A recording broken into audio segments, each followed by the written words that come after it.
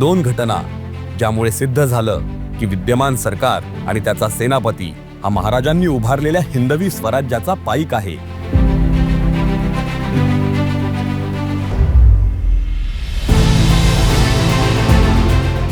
ज्याने आपल्या भाषणादरम्यान गोंधळ सुरू असताना राज्यातील एका बहिणीला शांत केलं आणि कार्यक्रमानंतर तिचं म्हणणं ऐकून घेत तिचा प्रश्न सोडवण्याचे आश्वासन देऊन तिचा योग्य तो सन्मान राखला। ठीक आहे, काय दाखवू द्या हा दाखवून द्या। हो ठीक आहे चालेल। तुम्ही नंतर मला भेटा या, त्यांना घेऊन या, मला भेटायला घेऊन या, त्यांची काही व्यथा असेल ऐकून घेऊन या मागे।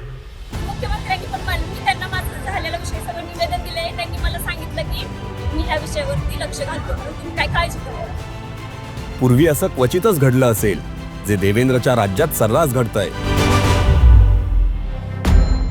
दुसरा प्रसंग छत्रपती शिवरायांची ओळख असलेल्या जिरेटोपाचा मान राखण्याचा। विधानसभा निवडणुकीत देवेंद्रजींनी मिळवलेल्या अभूतपूर्व विजयानिमित्त संत कृतज्ञता कार्यक्रम आयोजित करण्यात आला होता। त्यावेळी अनेक संत शिरोमणींच्या उपस्थितीत देवेंद्रजींचा सत्कार झाला। तेव्हा महंतांनी देवेंद्रजींना जिरेटोप परिधान करण्याचा आग्रह केला, पण मान राजाचा आणि शान जिरेटोपाची या उक्तीप्रमाणे देवेंद्रजींनी अत्यंत विनम्रतेने जिरेटोप परिधान करण्यास नकार नोंदवला आणि राज्यातील करोडो शिवभक्तांची मनं जिंकली।